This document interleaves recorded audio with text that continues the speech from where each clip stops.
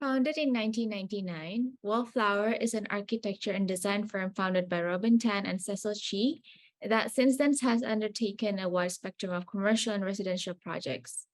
The firm utilizes design as a way of bringing innovative solutions to each unique needs of a project, hence have been able to fuse beauty, cleverness, and value in a way that enhances the environment and enriches the human experience.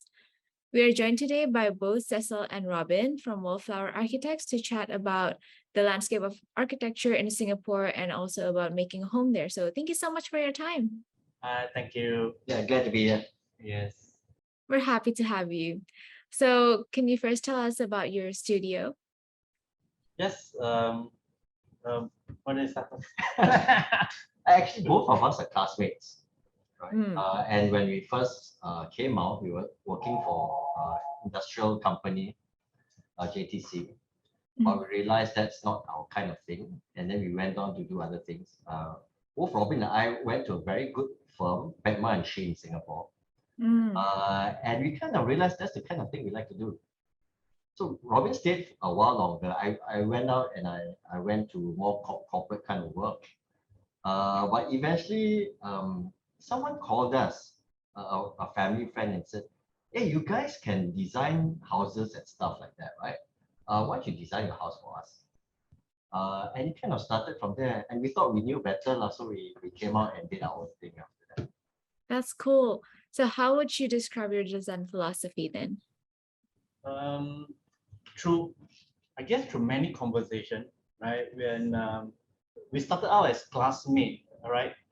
Right, first year of school architecture in National University of Singapore, and we are shaped by very similar, the same lecturer, tutors, and things like that, right? And through the years, when we get to know each other, we share very similar likings and things like that. And later, when we even our first job after graduation, we were sitting in the same room. Yeah. All right. And then followed by our second job is the same boss, right? Yes. Yeah. And then we discover we like the same thing, and we. And through conversation, we start to think about what is it that's missing in Singapore? What is it that how can we do we have anything to contribute and inject inside so that we are able to say do something on our own, right? And we talk about design. What in the first place? What's design? Something that ever since the school days, we have been always asking, right? And then we start talking about our national service, right? Our national service, something unique in Singapore for all Singaporean men is we went through the army. And when we realized that when we talk about our rifle, the M16 rifle, every single component is supposed to be there. There isn't anything that is extra. Yeah. Right? And in that sense, it is designed beautifully. Right? It's supposed to do a job, right? It's supposed to do a job. And why is it beautiful? And we look at every single piece, is that it's actually very clever. Right? Yeah. And this is the difference between natural beauty and man-made beauty, because man-made beauty have to have certain cleverness in it. It's not necessarily intelligent, but it's a celebration of cleverness, right? Something that is sometimes you look at something, you say, why did I think of it? It's so simple, but it's so beautiful. Why nobody thought of it in the first place? And this is it. This is the human celebration of beauty, of man-made beauty. Yeah. So taking it on from there, just as Robin described the rifle, right? And it has a purpose. So it's beautifully designed for that purpose.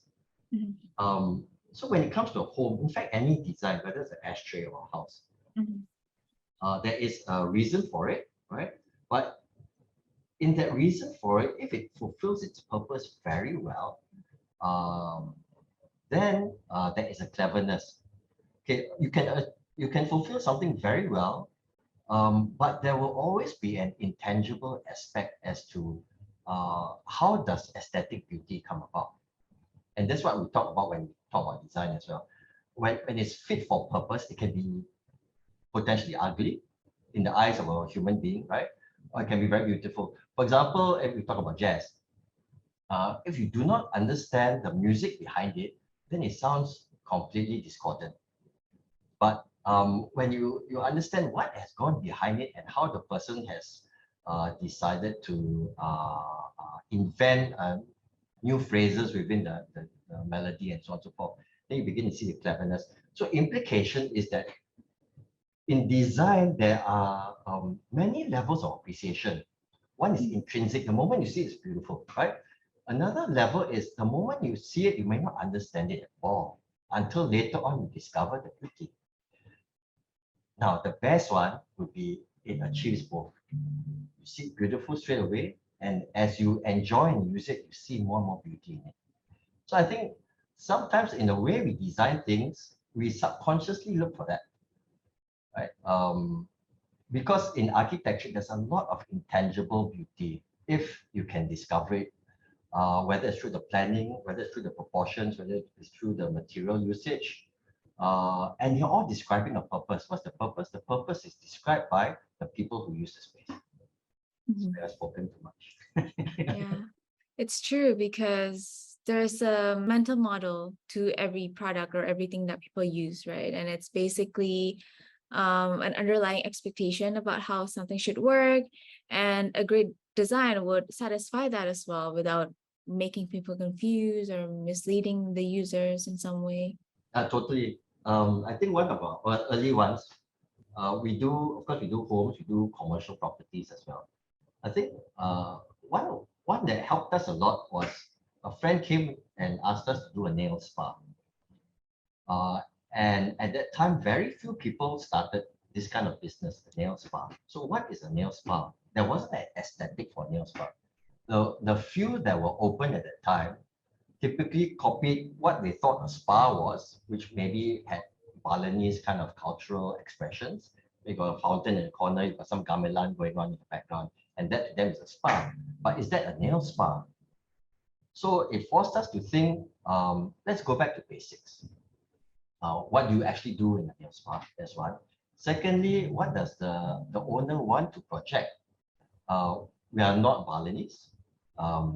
If anything, Singapore is a very urban environment. And yet you want to have this idea of pampering and so on and so forth. So instead, you take these adjectives and you re-look at what it means. So the nail spa became something expressed in a very urban setting. And what do elements of luxury and pampering actually mean in terms of materials, in terms of colors, in terms of lighting, and so on and so forth. So it's a different way of looking at things, and because of that, you're looking at it from a different angle, new expressions, right? You don't have to rely on certain so-called expectations of cultural norms. And it's eye-opening when people see it and recognize, hey, this is different, but yet I get it. I think that's what we want to try to achieve. It's actually like what Steve Jobs said, that you provide a solution where people don't even know that they needed it in the first place, right? Then once they look at your solution, just like the iPhone, and now you can't live with it, right? Without it. So and every phone maker will have this glass screen and things like that. So so design always started by fulfilling a need, right? A solution, right? And like what this Buckminster Fuller said, that after you provided this solution, you have to look back. If it is not beautiful, and I will add that if it is not clever, then that solution is not good enough. You have to go back, right? Because the basic is provide a solution, but what bring it up to a design is it must be clever.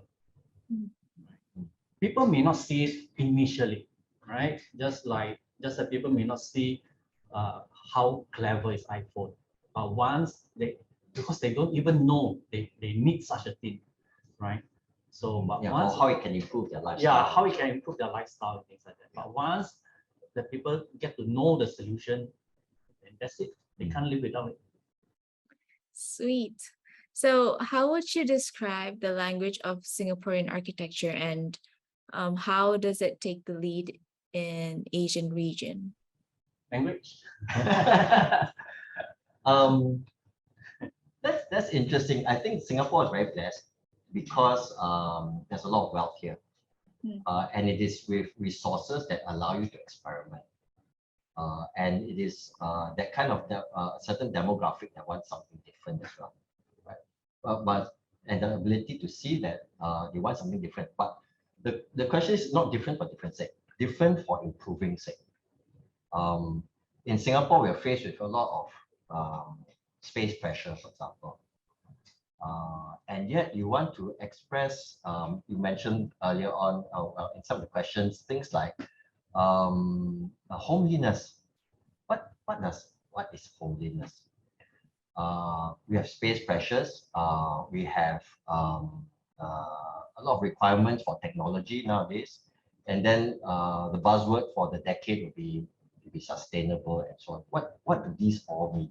So many factors that need to be put together. And that's the challenge. But that's what we love. Initially, it is slow. It's really a jigsaw puzzle that you look for the corners first. Then you begin to fill in. But when you begin to fill in, you see the bigger and bigger picture. The issue is reading out the things which are actually false.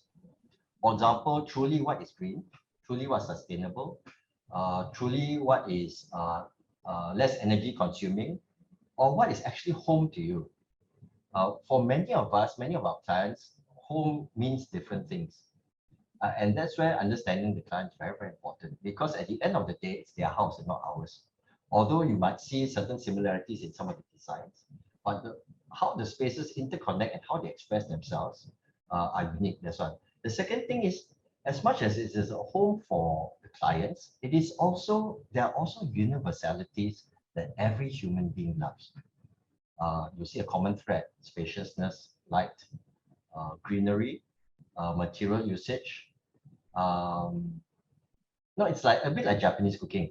Japanese cooking, you need basically three things, maybe more. But you need soy sauce, you need sugar, you need mirin, and maybe a good stock. Okay, 4 items. But Japanese cooking is all about the ratios of this. Maybe 1 of this, 3 of that, and 2 of that. And then in another dish, it could be a different ratio.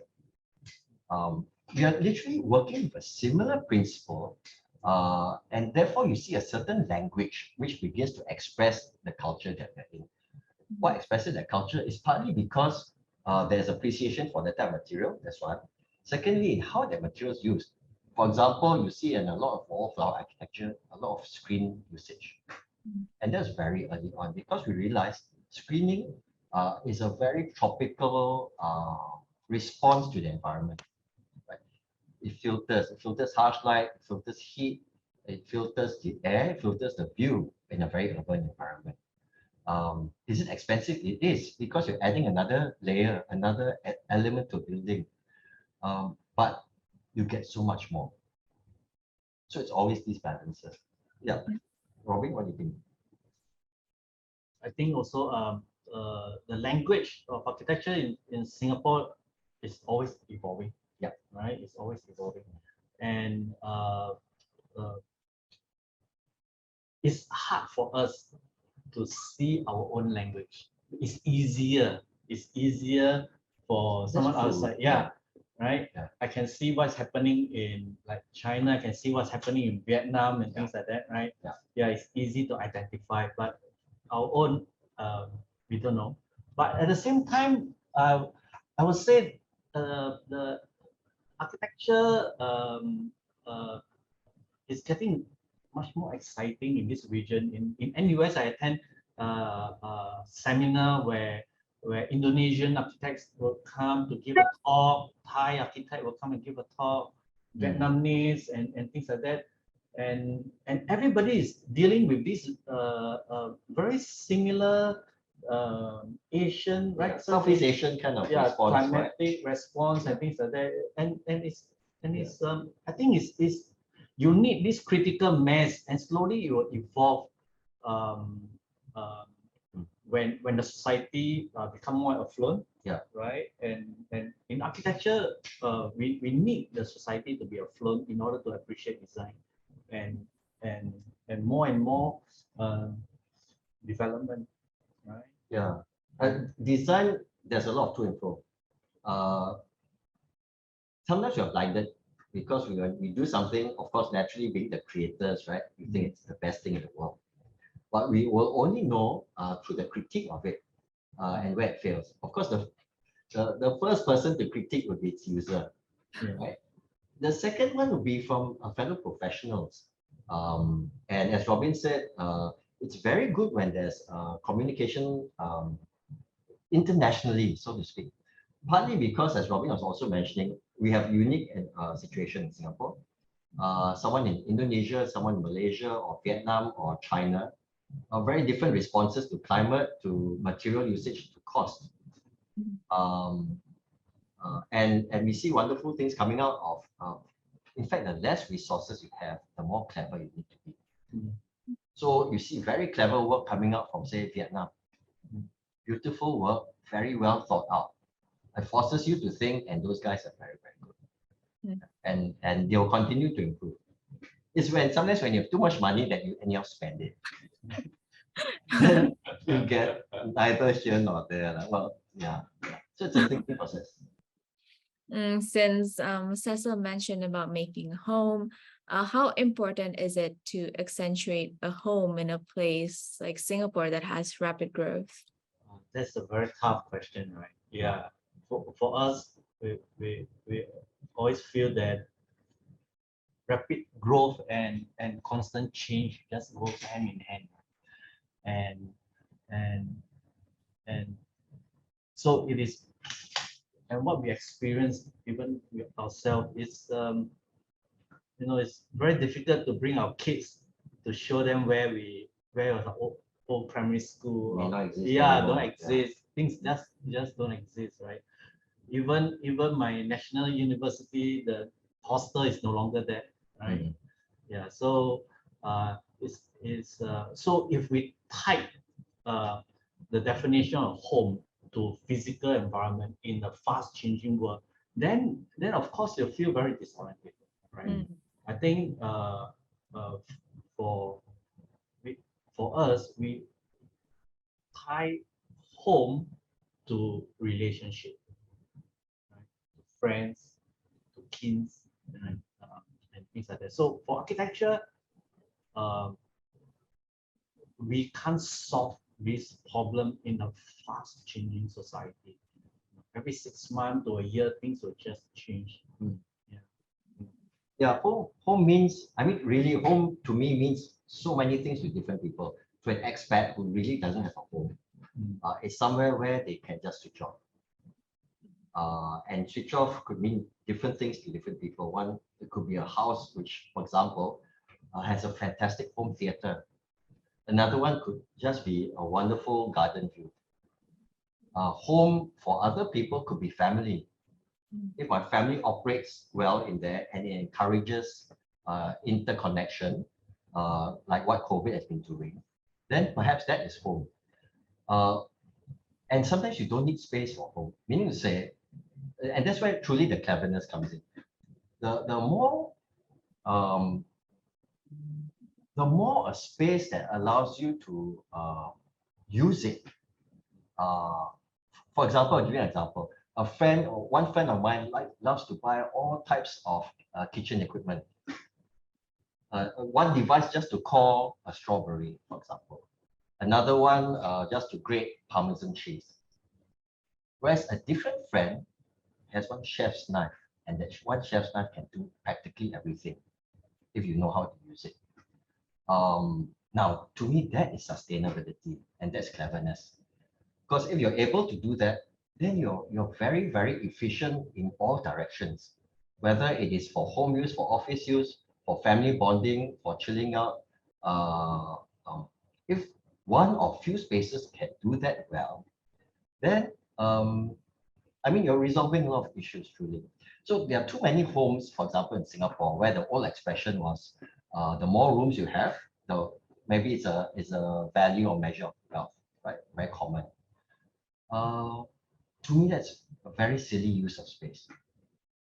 Your wealth nowadays comes from actually space. The less you have of it, the more you need it. That's a common thing, right? So the more urban an environment that you want, that you are living in, you just want to have that greater sensation of space.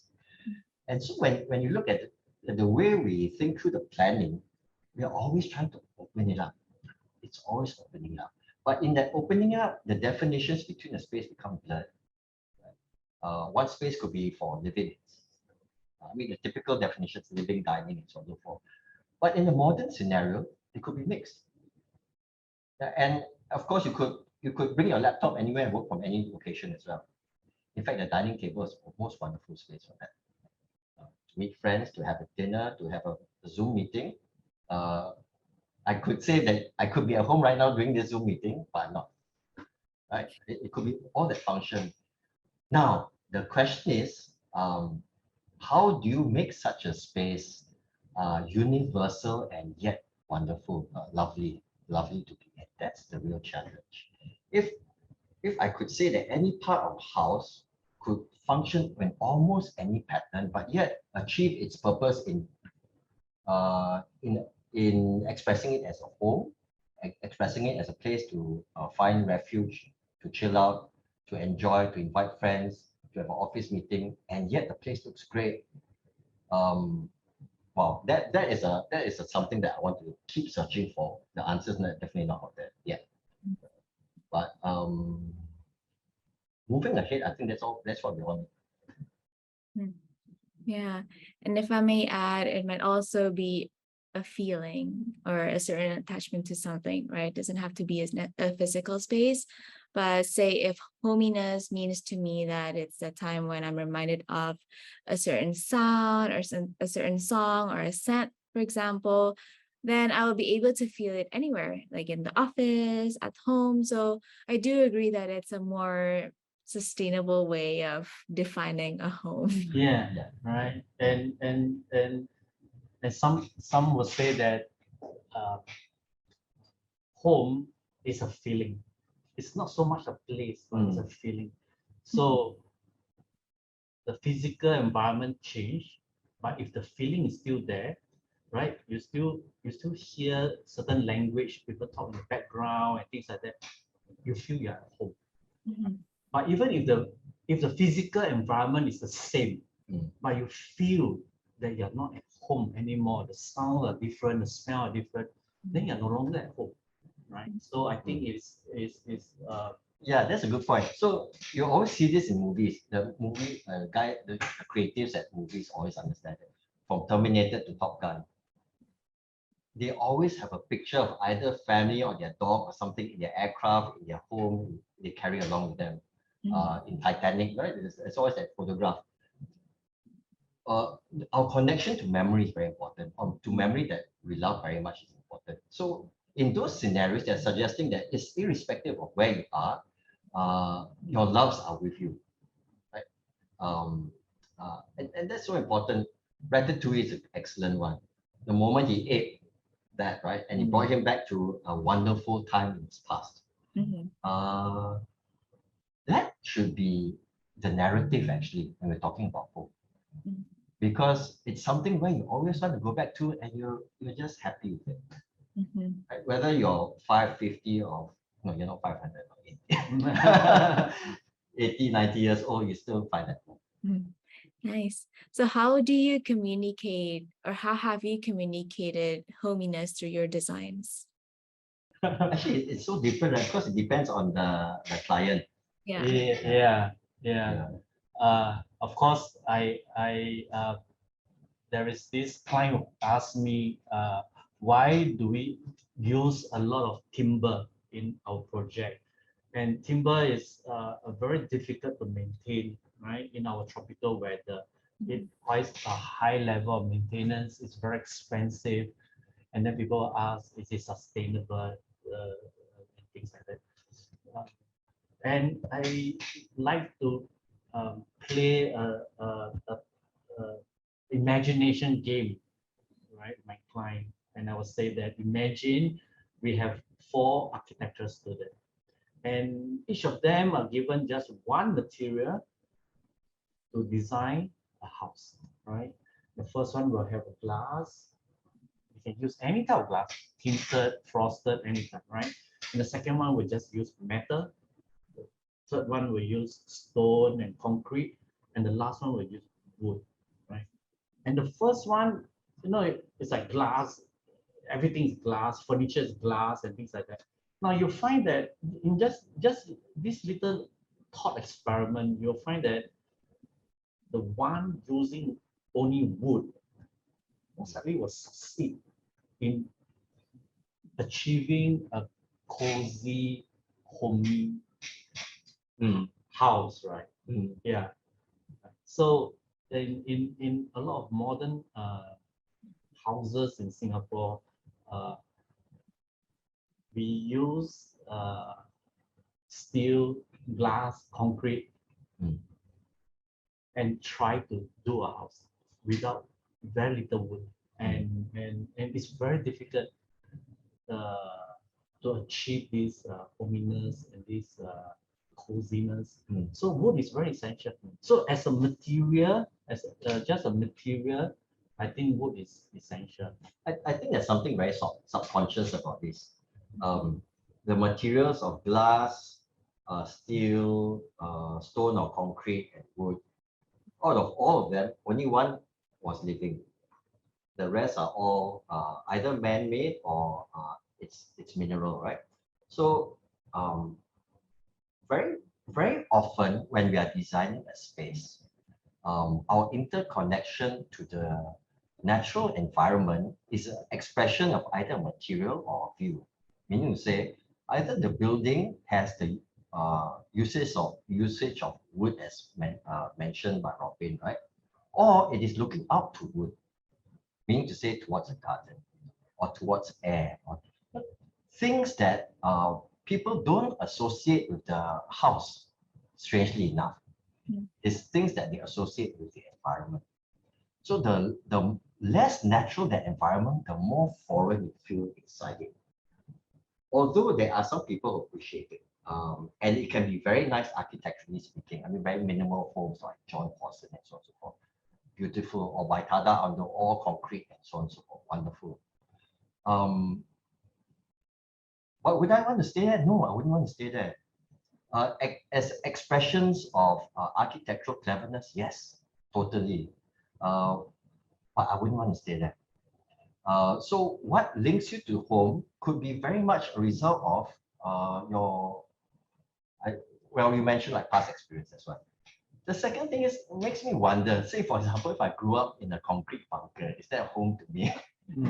And therefore in the future, if I have money, I want to build a home made of concrete. Would that be a situation that will come to pass? Maybe not. There could be something that we are always drawn to in the living environment. Wood, air, plants, greenery, sunshine. Right? These are almost always the common terms that will come about when we're talking to clients.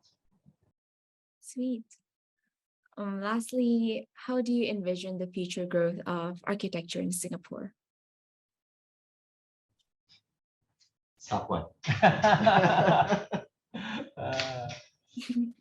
me see. Well, maybe I jump in first.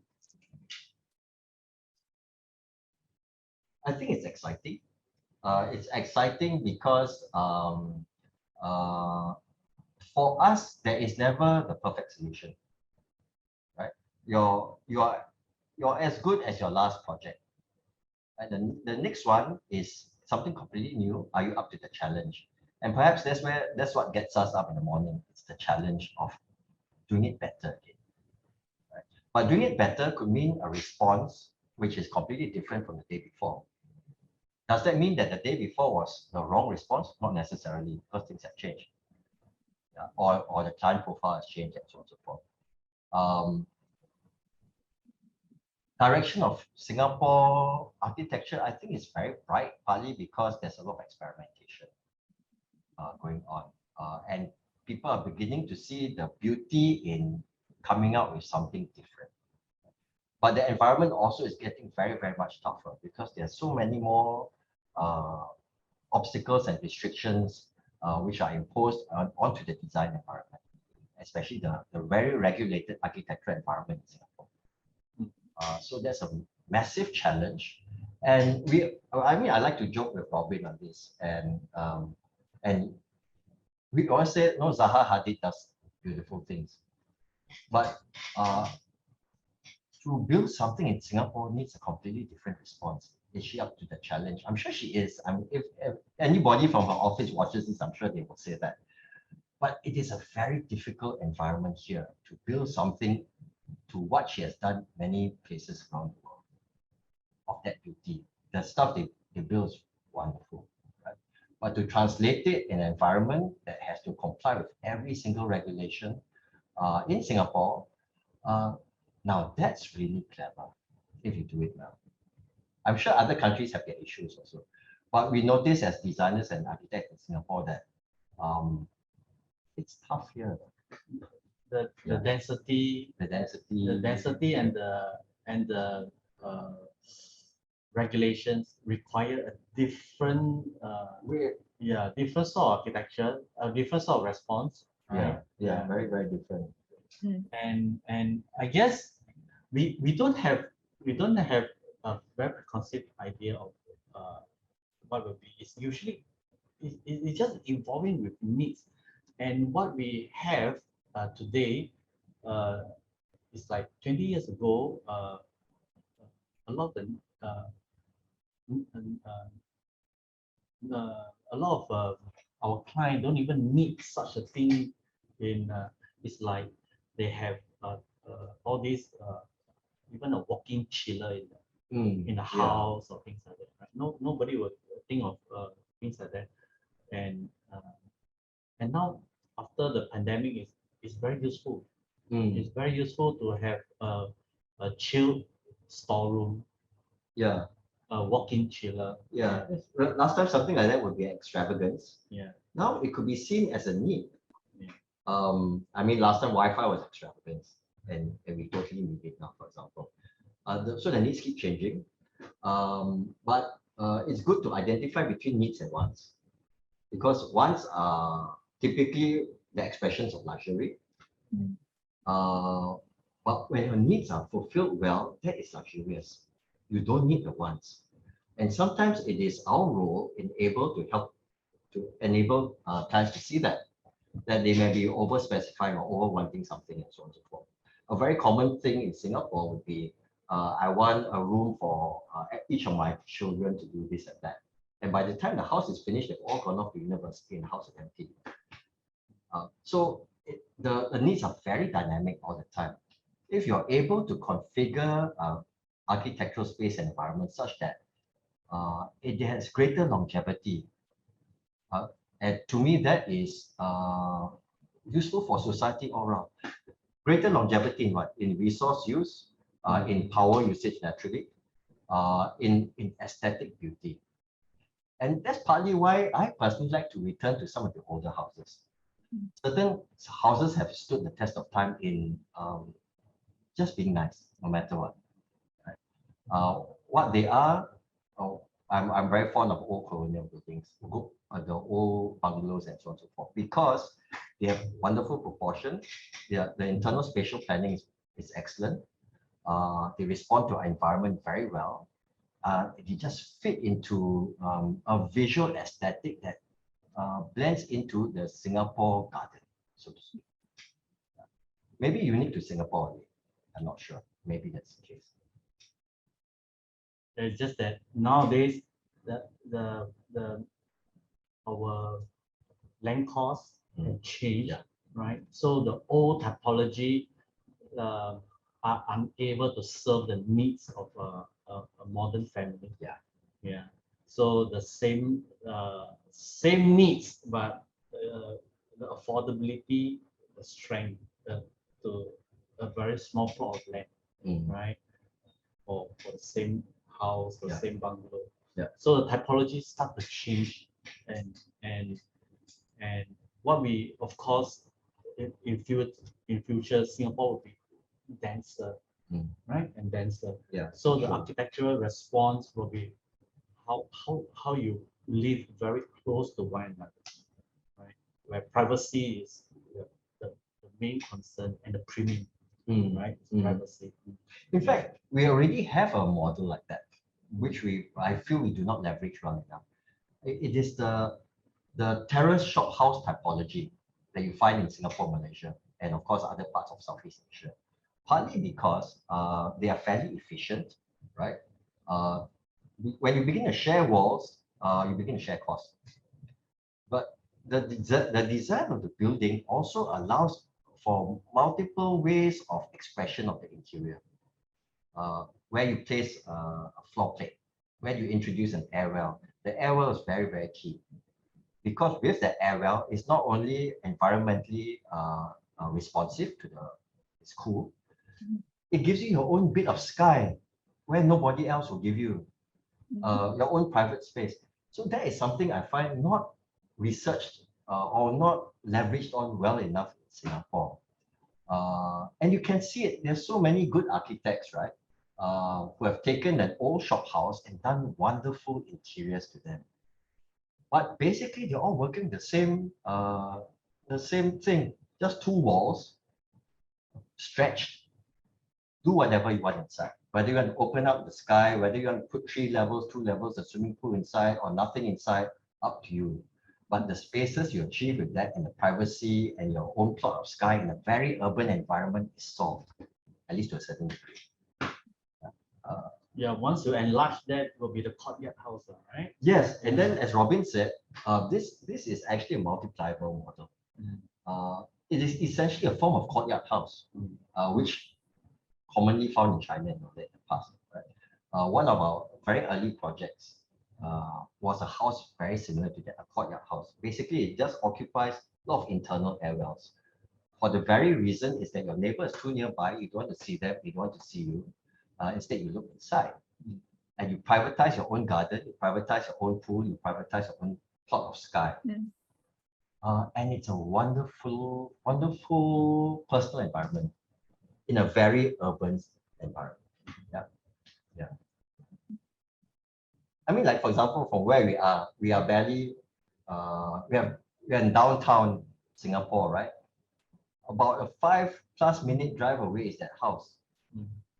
And they have a totally immersive private environment with garden and so on and so forth. It would be great to see more of that. Hey, with limitation comes clever solutions, right? Yeah, Absolutely. yeah. And it remind me of one of our trips to Nepal, right? Kathmandu. You know, we are walking, and then suddenly, no, there's traffic. I think once we turn into a courtyard, Oh yeah, right? The stupa, things like that. Suddenly the traffic noise is gone. It's quiet and things like that. Right? Then we always talk about just this courtyard thing. You always see it in thriller where James Bond or things like that being chased by the bad guy. And then they turn into this courtyard. Suddenly it's quiet and completely silent. Yeah. That is something that's really underutilized here. A lot of the older colonial architecture used to introduce it. For example, we have in Singapore, we have this thing called the Hill Street Police Station, right? That was something else. Externally, it's massive, but the moment you enter, you realize it's a large courtyard. And the noises from the street outside all disappear. Having said that, the courtyard and the fenestration of the building, if it's well designed, allows for a good response to the environment as well. So once again, it is something that I think underutilized in Singapore.